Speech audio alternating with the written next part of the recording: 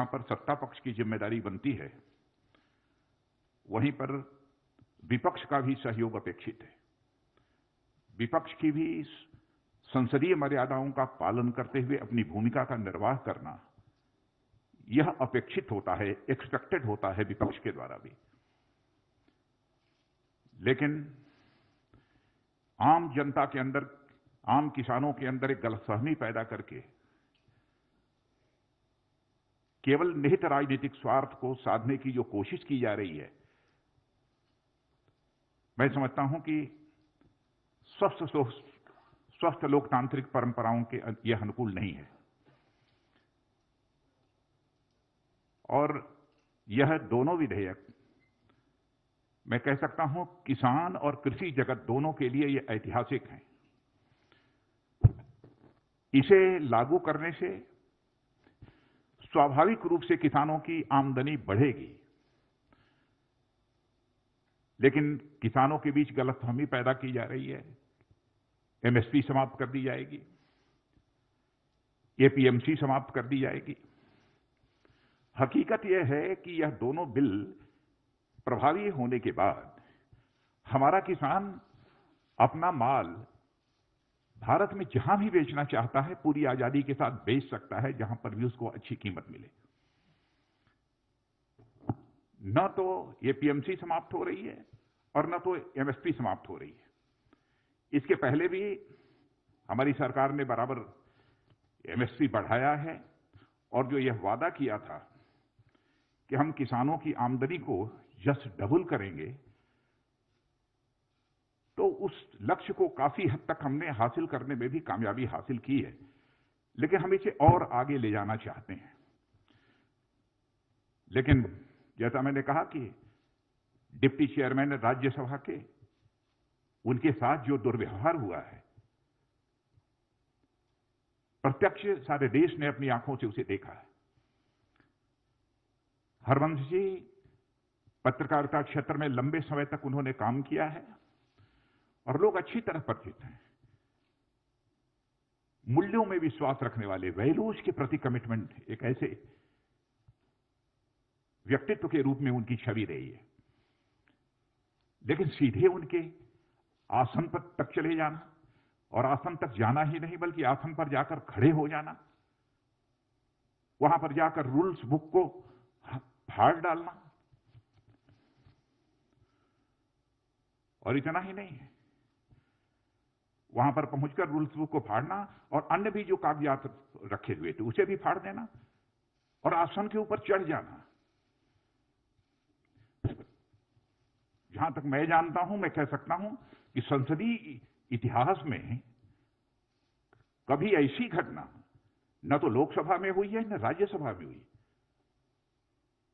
और राज्यसभा में होना तो यह और बड़ी बात है। राज्यसभा को हम हाउस ऑफ एल्डर्स कहते हैं।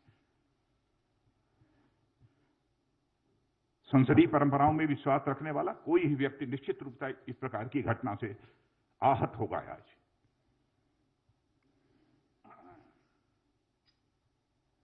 केवल भ्रामक तथ्यों के आधार पर हमारे देश के किसानों को गुमराह करने की कोशिश की जा रही है। मित्रों, मैं भी किसान हूं, मैं भी कृषि मंत्री हूं। मैं तो अपने जीवन में, राजनीतिक जीवन में कभी यह सोच नहीं सकता कि हम जिस सरकार में हुआ, सरकार कुछ ऐसा कदम उठाएगी जो किसानों के हितों पर चोट पहुंचाने वाला होगा।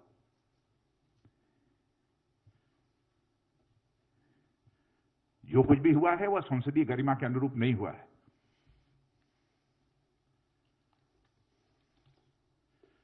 और संसदीय लोकतंत्र में मर्यादाओं का बहुत बड़ा स्थान होता है। जब संसदीय मर्यादाएं टूटती हैं, लोकतंत्र की परंपराएं भी शर्मसार होती हैं और तार-तार होती हैं।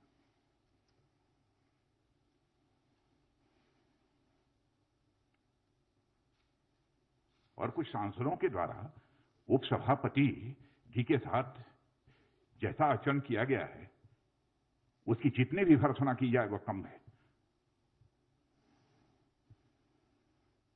और इस प्रकार की जो भी कार्रवाई की गई है उसको मैं कंडेम करता हूं। और मैं यह स्पष्ट करना चाहता हूं इस प्रकार की कार्रवाई से उनके छवि पर तो आंच आई ही है, संसदीय गरिमा को भी गहरी चोट पहुंची है।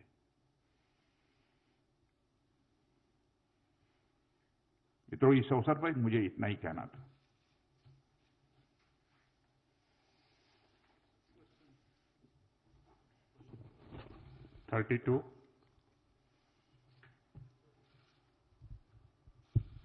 सर, मैं प्रशांत हूँ एबीपी न्यूज से।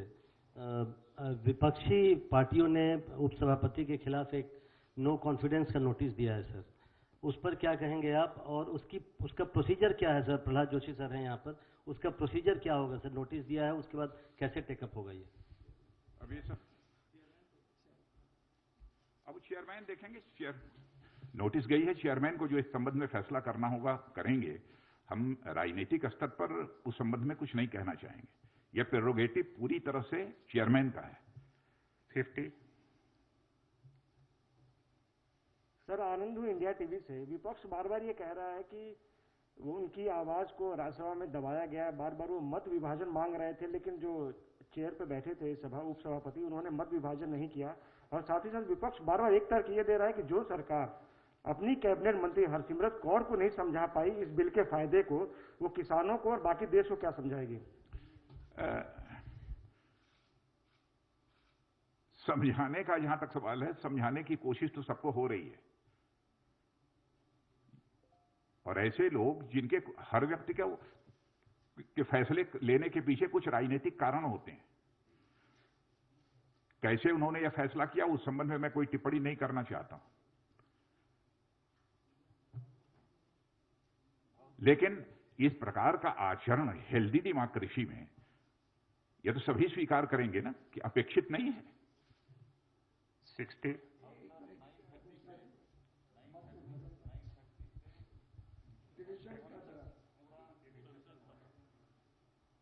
अब यही संसदीय कार्य मंत्री बतला रहे हैं कि 9:30 बजे से 1:30 बजे तक पूरा डिस्कशन चला है। अच्छा, दूसरी चीज, मान लिया उन्हें महसूस हुआ कि उनको इग्नोर किया गया, उनकी बात नहीं सुनी किसी, मान लिया। लेकिन मैं ऐसा मानता नहीं, लेकिन उनके हिसाब से भी हम माने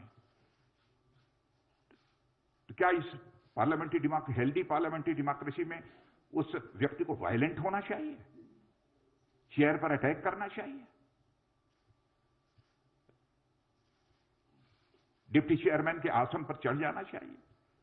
क्या औचित्य है इसका? माइक तोड़ देना चाहिए? मित्रों, सचमुच मैं इससे आहत हुआ हूं। Next question.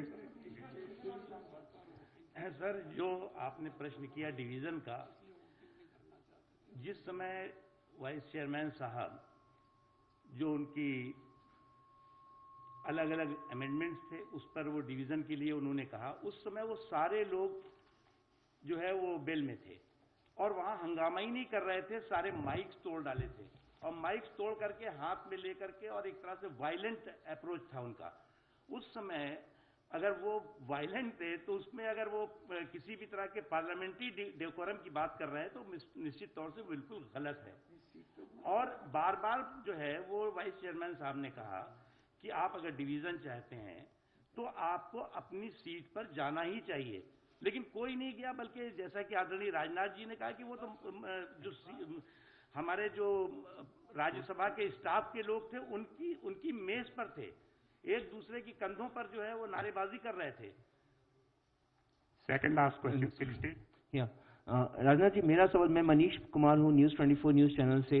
एमएसपी को लेकर जो लगातार एक बात कही जा रही है कि एमएसपी खत्म हो जाएगा, इस पे आप क्या स्पष्टीकरण देंगे? क्योंकि आज पंजाब से लेकर हरियाणा में कई जगह ट्रैक्टर जलाई गई, किसान जो है वो सड़कों पे उतरे हुए थे, उस दौरान ही ये बिल भी पास हो गया संसद से। मित्रों, मैं दो टूक शब्दों में तहे दिल मैं देश के किसान भाइयों को संदेश देना चाहता हूं, किसी भी सूरत में एमएसपी खत्म नहीं होगी। इतना ही नहीं, एपीएमसी जो है उसकी व्यवस्था भी किसी भी सूरत में खत्म नहीं होगी। यह मैं पूरी तरह से देश के किसानों को आश्वस्त करना चाहता हूं, अपने किसान भाइयों को। मैं भी किसान हूं। Last question, 13. So, Polemy from India Today. My question is about MSP itself. Swadeshi Jagran Manch as well, for instance, has said that why can't you write it into the act itself, guarantee MSP and guarantee that if anyone tries to buy produce at a price lesser than MSP, then it will be deemed illegal.